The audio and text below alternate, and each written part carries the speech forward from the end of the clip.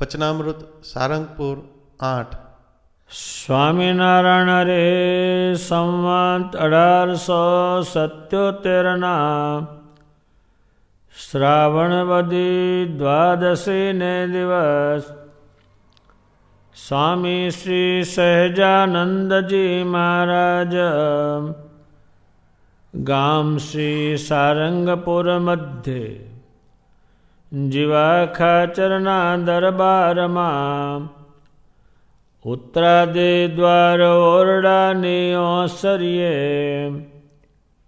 ઢોલિયા ઉપર વિરાજમાન હતા ને સર્વ શ્વેત વસ્ત્ર ધારણ કર્યા હતા ને પોતાના મુખારવિંદની આગળ મુનિ તથા દેશ દેશના હરિભક્તની સભા ભરાઈને બેઠી હતી.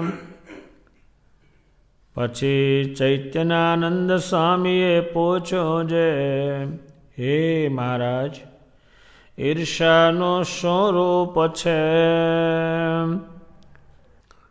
પછી શ્રીજી મહારાજ બોલ્યા છે, જેના હૃદયમાં માન હોય તે માનમાંથી ઈર્ષા પ્રવર્તે છે અને ક્રોધ, મત્સર ને અસૂયા તે પણ માનમાંથી પ્રવર્તે છે. અને ઈર્ષાનું એ રૂપ છે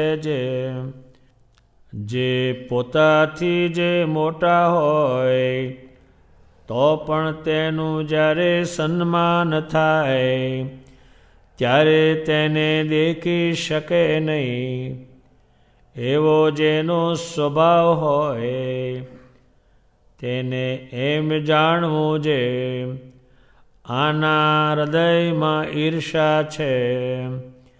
અને યથાર્થ ઈર્ષાવાળો જે હોય તે તો કોઈની મોટાઈને દેખી શકે નહીં.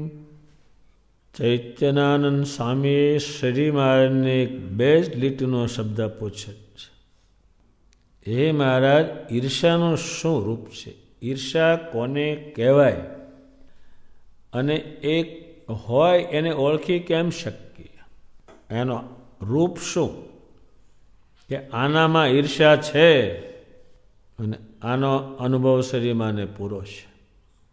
દભાણમાં ભગવાને યજ્ઞ કર્યો ત્યારે ઈર્ષાવાળાઓ બ્રાહ્મણો હતા, બીજા હતા.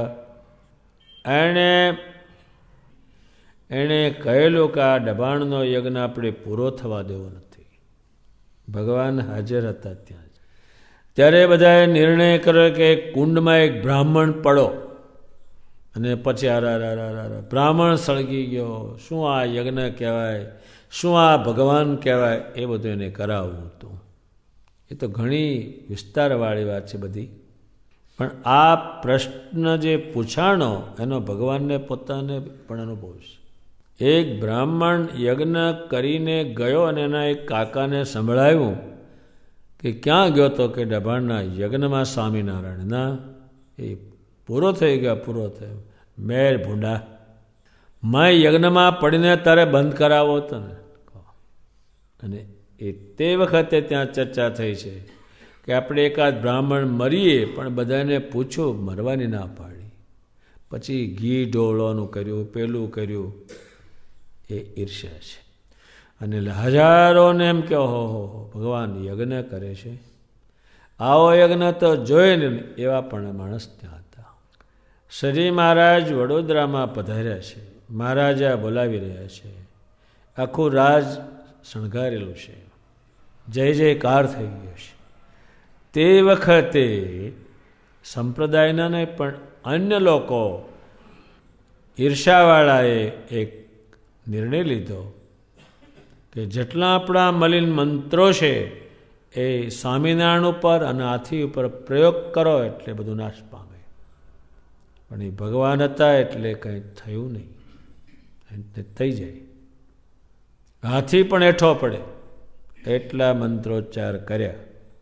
ભગવાન દિગ્વિજય કરીને પાછા આવ્યા. આમ તો હજારો પ્રસંગ છે એમના, પણ સ્વામી જે પૂછે છે ત્યારે ઈર્ષા જે છે, ઈર્ષા એટલે હારી ઈચ્છા જ નહીં. કોઈનું કંઈ સારું થાય એવી કોઈને ઈચ્છા નહીં, એવા માણસ ગણાય. આમ તમને પણ વ્યવહારમાં મળે ને, લગ્ન જો તમારું સારું થાય એની હામાની ઈચ્છા નહીં. શેવટ બ્રાહ્મણને કહેશે કે લે 500 રૂપિયા અને આ દાળમાં વધારે મીઠું નાખી દેજે, ઈચ્છા હારી નહીં, એવા ઘણા માણસો. એટલે ઈર્ષ્યા છે એ શેમાંથી પાછી પેદા થાય છે? એક તો કોઈનું માને નહીં અને એની જાતને બહુ માને અને મનાવે. એનું માને નહીં તો એ હખણો રહે નહીં, એમાંથી ઉત્પન્ન થાય છે. આપણે દિવાળીની પેટી છે, પણ એ અગ્નિ કેમ ઉત્પન્ન થાય? તો કે આમ ઘસે તો થાય. દિવાળીનું બાકસ પડ્યું હોય તો એમ ન હળગે, તો ગુંજામ રખાય જ નહીં. એ બધા અંદર ઘસે ઘસીને હળગે તો એ રખાય જ નહીં ગુંજામાં. પણ આમ જ્યારે ઘરકો કરે ત્યારે એ ભડકો થાય. એમ આ જીવનો સ્વભાવ છે કે માને નહીં અને એનું મનાવે, એમાંથી અવળા ગુણો. અને એટલા માટે સજી મહારાજ પુરુષોત્તમ નારાયણ હોવા છતાં એને સામાન્ય જેવા માણસનું માન્યું.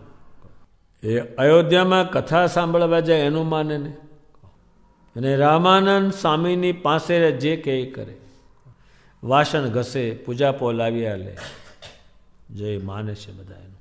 ત્યારે ભગવાન સ્વામિનારાયણે આ સંપ્રદાયમાંથી ઈર્ષાનું પ્રમાણ બહુ જ ઘટાડ્યું અને લાખો માણસને સારી ઈચ્છા કરાવવાની બુદ્ધિ આપી એમણે. હવે કોઈને આ વિચાર નહીં, અહીં તો કોઈને નહીં, મોટા ભાગનો. ત્યારે જેનું આપણે એક માનતા શીખીએ ત્યારે સારા ગુણો એમાં ઉતરે. માને નહીં અને એનું મનાવે, એની જાતને બહુ નીચે લાવી દે. ઘરમાં કોઈને કંઈ કહેતો નથી, એનું કારણ એ છે માને તારે કે ને, મરવા જાય પણ માનવાનું નહીં. ત્યારે સજી મહારાજ કેવા નિર્માની, કરે સંસારીનો સન્માન, એવા નિર્માની ભગવાન. શ્રી કૃષ્ણજી કેવા નિર્માની કે રથમાં ઋષિને બિહારી અને એક બાજુ શ્રી કૃષ્ણ અને એક બાજુ ગોપી, એ બળદની પેટે ઋષિને રથ હાંક્યો. એ કેટલા નિર્માની! આમાં કોઈનાથી બનાવવું છે આ બ્રહ્માંડમાં કે તમે આમ બળદિયાની પેટે આમ ધર લ્યો અને કોઈક સાધુને બેહાડીને ઢળડો. શું બળદિયો છો? ભાઈ તું દેવ છો, બસ હું ઢહડું, ટાસડી ઢહડતા રહે. રામ કેવા નિર્માણ નાગ પાસે બંધાણા, એટલે એવું એક બાણછોડ દોરડું ફરી વળ્યું નાગ પાસે. એ કેવા નિર્માણ! ત્યારે સજી મહારાજે પોતે માન્યું બધાયનું, માન જ કર્યું બધાયનું. રામાનંદ સ્વામીએ કહ્યું તમારે આમ કરવાનું, તો કે એમ કરીશ. તમારે મુક્તાનંદ સ્વામીની આજ્ઞામાં રહેવાનું, તો આજ્ઞામાં રહેશે. હવે આમ જે ત્યાં મેળ બેહ્યો છે, ક્યાં હાથી ને ક્યાં કીડી, એને આજ્ઞામાં રહ્યા. સત્સંગમાં રહેવાનો ખપ હોય તો થાંભલાને બત લેવી પડશે. તે ભગવાને એક થાંભલો હતો એને બત લીધી, કે એમ થાંભલાને બત નહીં પણ રહેવું પડે બત લે ભરીને સત્સંગને. એ કેવા નિર્માની! એટલે આ સંપ્રદાયમાં ભગવાન સ્વામિનારાયણે કરોડો જીવને એ પોતે કે એ પ્રમાણે કરતા શીખવાડ્યા, નહીં તરા એક છે જ નહીં. ત્યારે ભગવાને પછી એમાંથી બીજો ગુણ પ્રવર્તે, ક્રોધ પછી થાય. માને નહીં એટલે એ માને નહીં અને હું કહે એમ કરો એટલે પછી એને ક્રોધ થાય છે. એનો જે વિચાર હતો એ પૂરો ના પડે એટલે ક્રોધ થાય. આ માણસ મરે છે ને, એને કીધું એમ કર્યું ને એટલે કહી જ દે કાલ સવારે હું નથી. ત્યારે ભગવાન સ્વામિનારાયણે બધાને એવું શિક્ષણ આપ્યું તે ભગવાન કેમ કર્યું, સંતો કેમ કર્યું, ત્યારે એનામાં સારા ગુણ ઉતર્યા.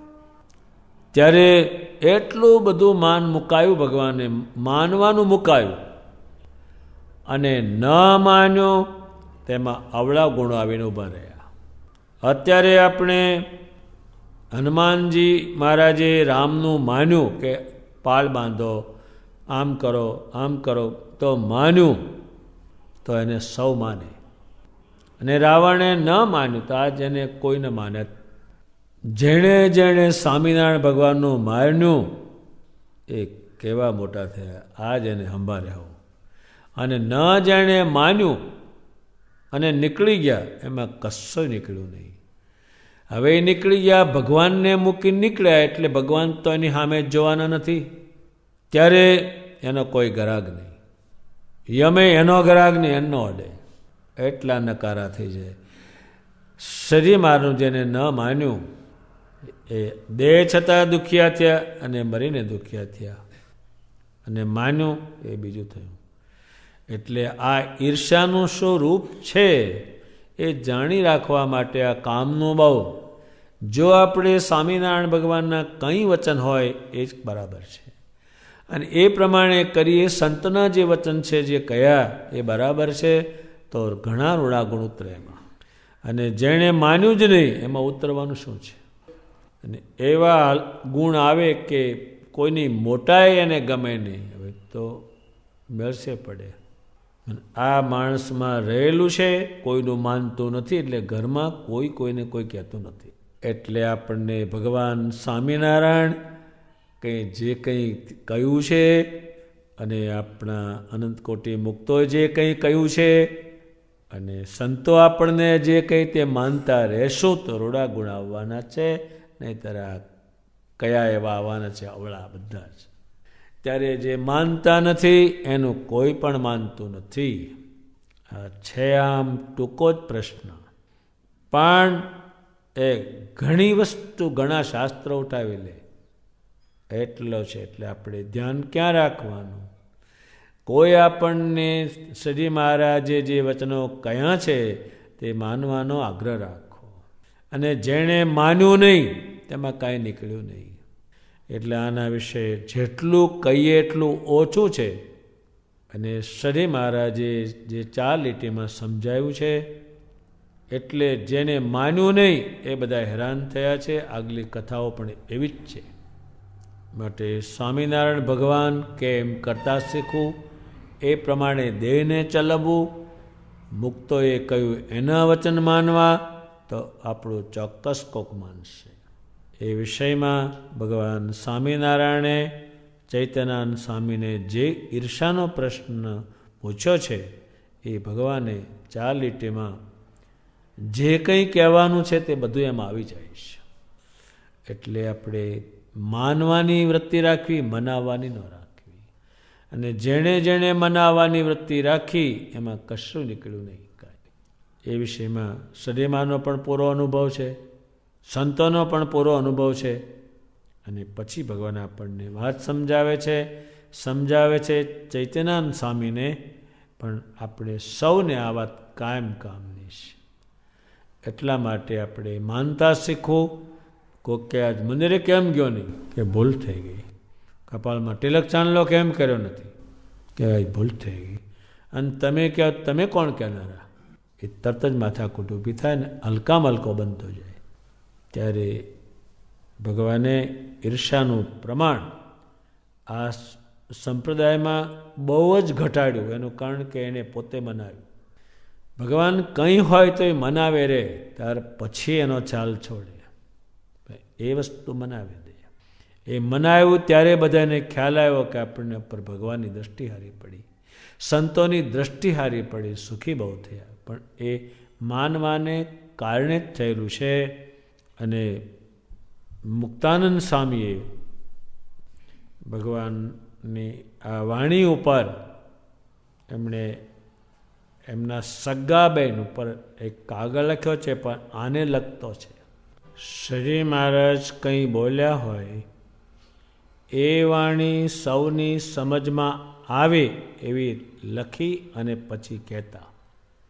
મુક્તાનંદ સ્વામીના સગ્ગાબેન ધનબા એ ગઢપુરમાં આવ્યા છે અને એ ઘણું જ્ઞાન જાણે છે, ઘણા શાસ્ત્રો પણ એમને મળે છે અને બહુ જ બુદ્ધિશાળી છે. કારણ કે ભાઈ આવા છે એટલે તેવા જોઈએ ને.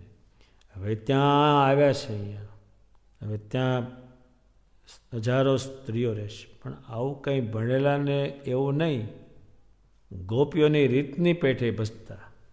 એટલે ધનબાને એમ થયું કે તમે મને માનો અને હું તમને ઉપદેશ આપું. એવી કંઈ વાત મુક્તાનંદ સ્વામીએ સાંભળી પછી બહુ જ વિચાર કરે છે અને પોતાના સગા બહેનની જોડે મળતા નથી, પણ એને લખીને મોકલે છે કે આ ધનબાને આપો. એ ધનબા વાંચે છે. શું એમણે લખ્યું છે સગી બહેનને? સાંભળ બેની હરી રે જાની રીતડી, મોહન વરને માન સંગાથે વેરજો. એ કહે છે કે બેન, શ્રી મારા રાજી થવાની એક રીત તું સમજી લે. તમે માનશો નહીં અને મનાવશો તો એની હાથે એને વેર છે. વેર એટલે એને એ માનને કાપે જ રહેશે. સાધન સર્વે માન બગાડે પળવિશે. માને નહીં, એક પળમાં પરમેશ્વરને છોડી દેશે. જેમ બળિયો પૈસા કરમાં અહીં ઝેરજો. એ એમ કે છે દૂધ અને સાકર જેમાં નાખી છે એમાં પુરુષોત્તમ નારાયણ કે એ દૂધ અને સાકર સમાન છે આપણામાં, પણ અહીં ઝેર એટલે ઝેર નાખે એટલે બે નકામું થઈ જાય. માને ને એટલે નકામું થઈ. દાસી થઈને રેજે દીન દયાળની. દાસી એટલે એક કે એમ કરજે, દાસી થઈને તમે કંઈ મનાવશો નહીં. દાસી થઈને રેજે દીન દયાળની, નીચી ટેલ મળે તો માને ભાગ્ય જો. નીચી ટેલ મળે જો આપ તો એને માનજે. તમે આ બુદ્ધિનું આ માનતા નથી એ નકામું છે. નીચામાં નીચી ટેલ વાસણ ઘસવાના તમને મળે, વાળવાનું મળે, એને મોટું ભાગ્ય માનજો. ભવ બ્રહ્માદિકને નીચે મળતી નથી. એ ભજન કરે છે પણ પુરુષોત્તમની સેવા એમને પણ મળતી નથી. હે બેન, ભવ બ્રહ્માદિકને નીચે મળતી નથી. પુરુષોત્તમ પાસે બેઠાની જાગજો. એને પાસે બેસવાનું એને મળતું નથી, તે તમને આમ સામે જોવો છે. ને બ્રહ્માદિકોને એ મળતા નથી એટલે અખંડ નારાયણ નારાયણ કર્યા કરે. તમને એમની પાસે બેસવાનું મળ્યું, જોવા ના મળ્યા. પ્રીત કરે પુરુષોત્તમ સાથે નિત્ય નવી, દાજ ક્ષમા દેખી કેનું સન્માન જો. હવે શ્રી મહારાજ જસોબાને ક્યાં ગઈ જસો? જસો આ હાર લે, જસો આ વસ્તારા તું લે. એમ આનું જેનું માન કરે તું દાજીશ નહીં. મુક્તાનંદનો નાથ મગન થઈ સેવજો, તોરી જે રસિયો સુંદર વર કાનજો. સાંભળ બેની હરિજાની રીતડી મોહન વરને માન સંગાથે વેરજો. આમ બેનને ઘણો ઉપદેશ લખશે પોતે.